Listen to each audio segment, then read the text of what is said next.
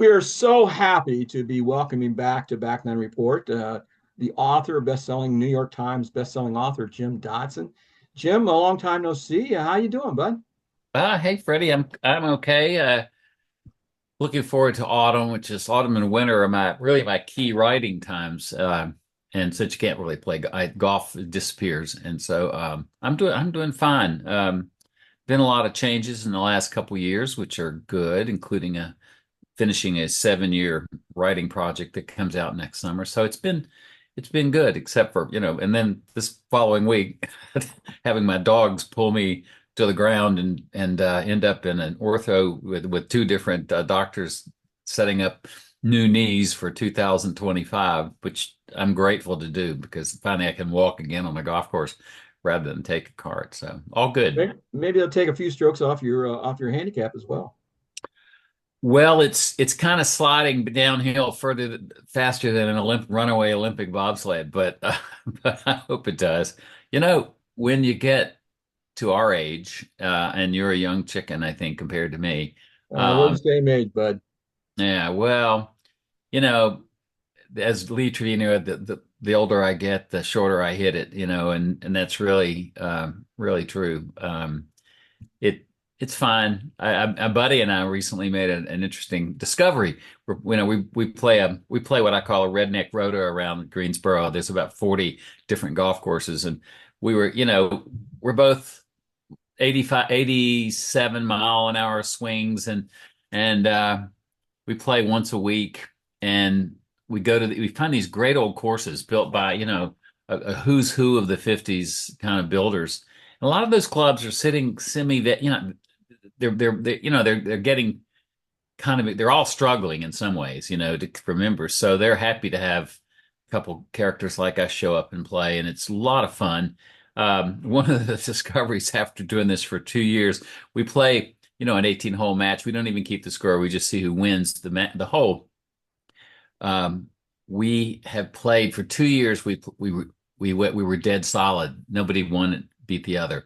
And then last year, when I kind of went through a tough time with health, and he started winning, and he would beat me by the last hole. So now I'm 11 million Confederate dollars down to him because he went to Hampton, Sydney, and I started on the comeback trail, and he calculated even 10 million Confederate dollars would only buy you about one golf ball out of a three golf ball sleeve, I, so I was going to say that's not a probably big about a deal. 50 cent deal, Yeah, probably. it's really the bragging rights, isn't it? And that's what Yeah. I think anybody who loves golf, you like to beat your buddy and rub it At in. our age, that's about all that's left, isn't it? That's it. That's it. That's it. I every now and then, because of my books, I get invited to play in a pro am, and the last thing I want to do is play in a pro am. Oh, what I was going to tell you, my buddy and I discovered the golden thing. One day we were at this really wonderful course here east of Greensboro, and real pretty place, and it's got a couple really daunting holes. And I said to him, started talking about Barney Adams, who was the guy that pushed really the golf establishment to play the tees that fit you. So I said, um, we're his his name is his name is Shelton, and Sandy, and I said, Sandy, we're 70 years old. That means we're super seniors. Let's go to the super senior tee. We did, and holy cow, we're suddenly hitting 7 and 8 irons to the green instead of five woods. Um, you just gotta play to what you are, right? You know what? I did that a few years ago. As you say, as you get older, you just get shorter and shorter. And I was never that long to begin with. So Right, right. I've moved up. And matter of fact, I got a crusade against the USGA right now about this golf ball rollback thing. I think it's the stupidest thing that's ever been Oh, I devised agree. by man. But yeah, hey, let's talk a little bit more about your writing. You have written some of the best books I have ever read. Final Rounds, of course, Mm, Arnold Palmer and Ben Hogan's mhm, biographies, mhm, American Triumvirate, mhm, about the conjoining lives of careers of mhm, Sam mhm, Snead, Byron Nelson, Ben Hogan, and more recently, The Range mhm. Bucket List. And then you said you have a new book coming out. What is that going to be about? Well, if some people would say it's a change of pace. The first third of my writing career was at the Sunday magazine of the Atlanta Constitution, And I spent 8 years in the home of Bobby Jones not playing golf, and writing about every unrepentant Klansman in Alabama and every, con man and Southern dictator. And it was fun. It got me kind of fun. I mean, I wrote a lot about murders. Atlanta, the murder capital, covered the missing and murdered that held the city in its grip for at least 2 years, until I just finally got sick of it. I was turning 30 and I just called my dad and said, I can't do this anymore. I called him from George Bush's office, the elder George Bush, the Vice President Bush's, and said, I can't do this. I don't want to be a journalist anymore. I'd interviewed that day at the magazine of the Washington Post, and they'd offered me the job. They said, you got a week to decide. And I just decided before I walked out, I can't. The guy said to me, actually, quote, this editor said, we love the gothic shit you're doing down in Atlanta. We think our readers would love it. And I quailed. I said, I can't do this anymore. I'd written about, lots of victims' families, and I'd covered a war in Central America. So I just decided I was going to quit and move to Vermont and become a fly fishing guide, even though I'd never fly fished. So I did quit, and I went to New England, and it was the smartest thing I ever did. Met a wonderful editor at at Yankee Magazine, um, Judd Hale, and he asked me to come on board. And I spent almost 10 years writing really wonderful stories about eccentrics, history, culture, northern life. I realized I'm actually in spirit a northern man instead of a southern man. I loved it up there. We lived in Maine 22 years, built my house on a forested hill. Thought I'd spend my days there, which is really what this book is about. It's a book about the Great Wagon Road.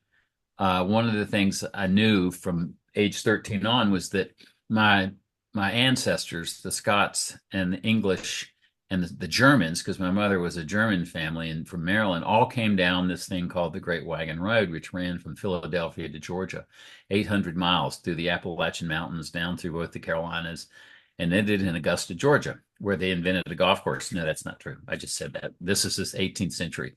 But golf did come to America in the 18th century. So I think there's not, I don't think the word golf, maybe it appears in the book, a 462-page book once. Because what I always wanted to do from learning about this thing that brought my ancestors to the Carolinas was travel this road, find it and travel it. Well, it was just so happened that a bunch of really committed historians and archaeologists discovered the path of the road about 8 years ago. And a wonderful old roads expert convinced me you could actually follow it from Philadelphia to Augusta. So I set off in I bought an old station wagon, the last true pure American station wagon, a Buick Roadmaster from a wonderful senile old gentleman in Pinehurst, because it was thinking, oh, this is cool. This is the last true American station wagon, get it? Joke, joke. And I'll just drive, I'll spend 3 weeks traveling this road, and I'll find all these interesting historians and characters, and I'll write about it. That sounded great, except it took me 6 years to travel this road. There were so many great stories, pieces of history I didn't know, and I'm a history nut. I thought, I wasn't sure people would love reading these stories, like these stories. I loved them. I mean, it's really amazing what we never hear about in our classrooms growing up. And I mean, this is the road that the three most important battles of the Civil War happened on, certainly. And the French and Indian War, the Revolutionary War, and the Civil War, all their key battles were fought along the Great Wagon Road. So Wow. anyway, 9 presidents were either born on it or grew up near it. It was the most traveled road of colonial America. So anyway, I finally finished it with a year out for COVID, and I'd started writing midway through. It really did take me almost 7.5 years to get this project finished. I have the same editor I had at Simon and Schuster I had for the Range Bucket List, which you make a star turn in, and was maybe my most enjoyable chapter in the book, Holy Toledo. And he's great, and he loved the book, and so they've said they really seem to really love it a lot. In fact, here is the mock-up of the cover. You can see. Oh, cool.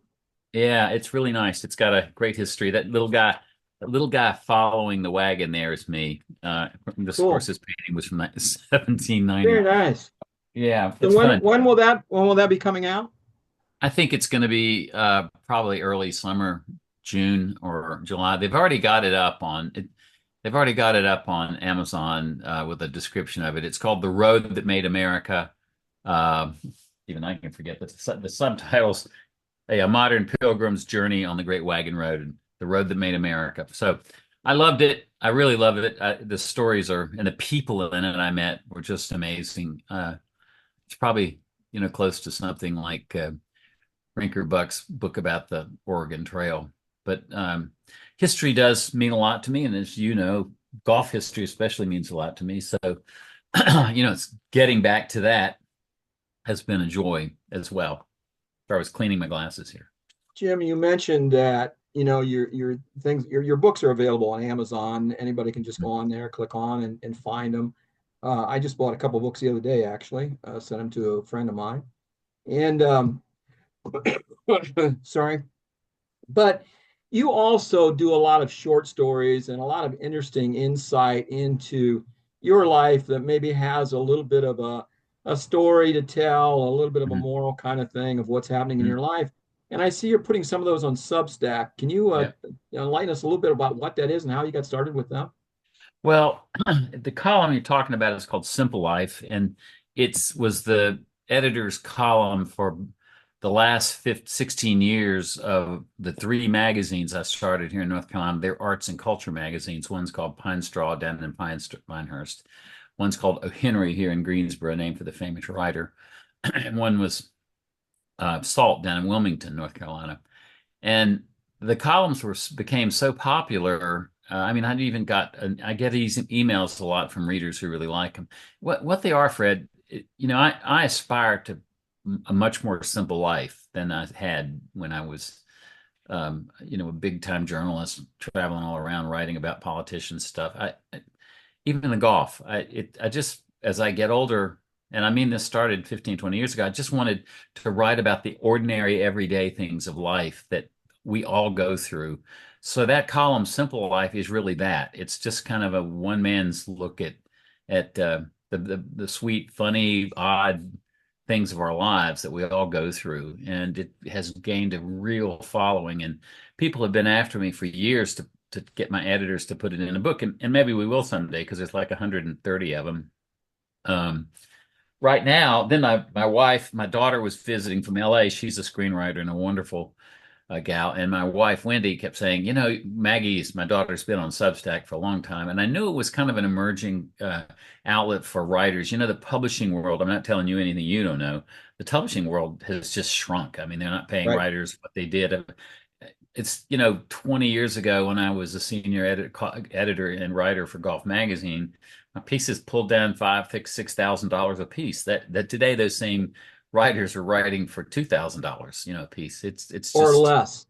or less because accountants run, and we know that the journalism in generally has taken a dive, and so accountants run it, and writers are kind of the last thing they pay. Um, so it isn't about the money for me. It's really about having be able to tell these stories that touch people. And I've been I've only done it for about 3 weeks, 4 weeks, and I think it has 400 subscribers. You can subscribe to it for free, and that's where I'm going to be running a lot of the columns from Simple Life. Or there's a paid aspect. So those are going to be sort of more original writing and pieces that will follow. And I think it's pretty simple. It's $5 or $7 or whatever you want to do to subscribe to it. So it's been very popular, and a lot of really great writers are doing it. I've been really interested to see so many familiar names, people whose writing I admire, have their Substack account. So it's really kind of fun. I mean, it's an immediate way to get stories into people's hands. Like, good example, I did not mean to write, I did not intend to write about having my dogs yank me off my walk and drag me down a road and bust my knees. Yeah, but you just can't help yourself, man. You got to get it down. I know. Well, especially since been hauling this bad left knee around for 15 years. And, Wendy said to me, you just need to go and talk about getting the knee replaced. Well, this was the good knee that landed in. Now I got them both checked out. Now I'm headed to get them done 2 or 3 months apart in 2005. And so, You'll be running in the Olympics the next time let's after. see. No, but I might be carrying, working in the yard better and playing golf, walking a golf course for a change, which would be really great. I mean, I love walking golf courses, but We have been talking with Jim Dodson, a New York Times bestselling author, and he's got a new book coming out next year. You can find some of his short stories on Substack. Also, go on Amazon, check out his books that are available there. I urge you to check out Final Rounds if you've never read that. That was his first book.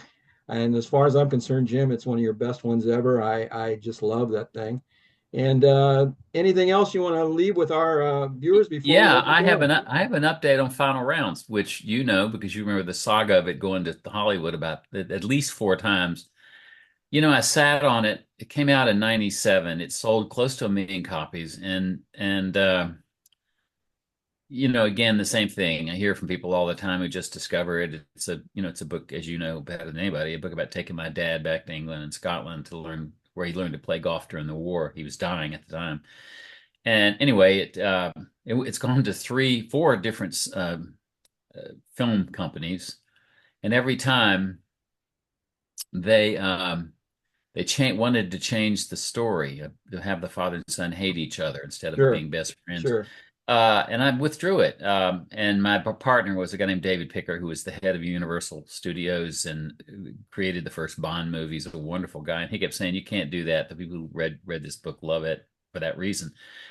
So I was sitting on it, and there was a guy who was just dogged to get it. He was a film guy, worked in crews and stuff out in Hollywood. And I finally, after letting it sit the last time for like 6 years, I just answered his email one time and he just went on and on. I knew he'd been writing me for like 10 years. And it turned out he's part of a group called the Chaos Machine, a bunch of top actors and producers, and they really, really wanted to make the movie. So I gave them a year and a half to do it. Let them, and I just the other day I interviewed. They rounded up. I told them I had written a screenplay. I said I didn't want to use my screenplay. It needed a fresh look. They introduced. I did a Zoom with 3 top screenwriters last week and picked a wonderful guy who wrote the screenplay to Moneyball and was Oh, nominated cool. for an Oscar. Yeah, and he convinced me that you've got to change the story to make it elements of the story to make it more Hollywoody. And so we make the father and son sort of at odds. The son grew up playing golf with his father, and then we added an element to the mother and father divorce because the father was sort of a debonair man about town, and the son didn't talk to his father, that doesn't regularly talk to his father. So they go to kind of mend it up. And then he took other things from the book that are really key that I never really addressed in the screenplay I wrote. Chasing down an old, well, I'll leave it at that. It's much more exciting. But then again, what my friend David Picker, who was my first partner and he made Chariots of Fire and Midnight Cowboy and 60 other movies. He said to me, Jim, anytime you sell your book to the movies, it's gonna be their project. And I Yeah, finally got through my thick head that I should do yeah, that. And yeah. so I think it's gonna be a lot. It's gonna be a beautiful movie. They're very excited. They've got a bunch of they same big stars that want to be in it. So we'll see. I'm knocking on wood to if and they want to hopefully start filming next summer. So we'll see. That I'm really looking forward to that, Jim. You got to keep me up to date on that, and we'll have Well, you back to talk about that some more. But that is great news. Really love that. the other thing I wanted to mention, so the Substack's pretty simple. It's just James Dodson Writer, all one. It's Substack, and you'll see the stuff that comes out. So Been following you on there. Love the little stories, the short yeah, stories, and yeah. always love your writing. I think you're Thank one of you. the best writers in the country, and wish you continued luck, and especially with the new book coming out next year and the movie, hopefully for Yeah, final rounds. yeah, and new knees. New knees. So I can. That's got me excited. Thanks a lot, Jim. We look forward to talking to you again. Freddie, you're the best. Thank you, man.